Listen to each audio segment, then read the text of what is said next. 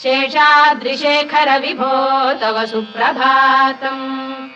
ईषत्प्रफुल्ल सरसीरुहनारिकेल पूगद्रुमादिसुमनोहर पालिकानाम् आवाति मन्दमनिलः सह दिव्यगन्धैः शेषाद्रिशेखर विभो तव सुप्रभातम् उन्मील्य नेत्रयुगमुत्तम पञ्जरस्थाः पात्रावशिष्ट कदलीफलपायसानि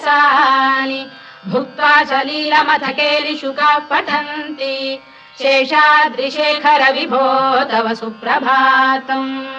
तन्त्री प्रगर्ष मधुरस्वनया विपञ्च गायत्यनन्दचरितम् तव नारदोऽपि